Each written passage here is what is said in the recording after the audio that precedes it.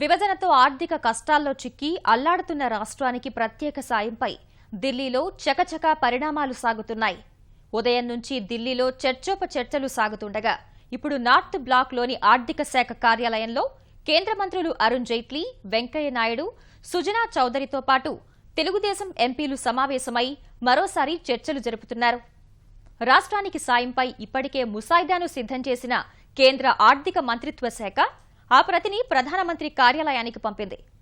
ఇందులో పారిశ్రామిక రాయితీలు మినహా మిగిలిన అంశాలకు చోటు కల్పించినట్లు సమాచారం. రాష్ట్రానికి జీవనాడి లాంటి పోలవరం ప్రాజెక్టుకు ఆర్థిక సాయం అంశాన్ని అందులో ప్రస్తావించినట్లు తెలుస్తోంది.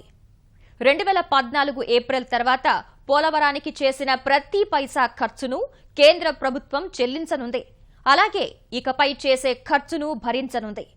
విభజన చట్టంలో చెప్పినట్లు రాజధాని కేంద్ర ప్రాంతంలో కట్టే ప్రభుత్వ భవనాలకు పూర్తి స్థాయిలో నిధులు సమకూర్చే అవకాశం ఉంది.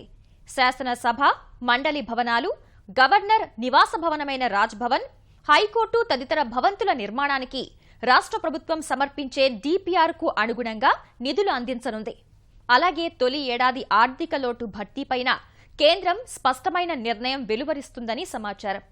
ఏటా 2,500 కోట్ల నుంచి 3,000 కోట్ల రూపాయల చొప్పున అందించే అవకాశం ఉంది. వెనుకపడిన రాయలసీమ, ఉత్తరాంధ్ర జిల్లాలకు 6 ఏళ్ల పాటు ఏటా 350 కోట్ల నిధులు సమకూర్చాలని నిర్ణయించినట్లుగా తెలుస్తోంది. దీనిపై రాష్ట్ర ప్రభుత్వంతో సంప్రదించిన కేంద్రం సానుకూల స్పందన వచ్చాకే తుది నిర్ణయానికి వచ్చినట్లు సమాచారం. ఇక విశాఖపట్నం, చెన్నై, బెంగళూరు, చెన్నై పారిశ్రామిక కారిడార్లకు 12,000 కోట్ల రూపాయలను కేంద్ర వాణిజ్య శాఖ అందించే అవకాశం ఉంది. రాష్ట్రంలో ఏర్పాటు చేసే కేంద్రీయ విద్యా సంస్థలకు 2,000 కోట్ల నుంచి 5,000 కోట్ల రూపాయల నిధులు ఇస్తామని కేంద్రం ప్రకటిస్తుందని సమాచారం.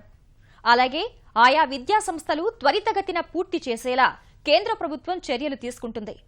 14వ ఆర్థిక సంఘం సిఫార్సుల మేరకు ప్రత్యేక హోదా ఇవ్వడం సాధ్యమయ్యే పరిస్థితి లేదంటున్న కేంద్రం, హోదా ఉన్న రాష్ట్రాలకు ఏ సౌలభ్యాలు సమకూరుతాయో ప్యాకేజీ ద్వారా అలాంటి సౌకర్యాలు అందేలా చర్యలు తీసుకుంటామని చెప్తున్నట్టు తెలుస్తోంది.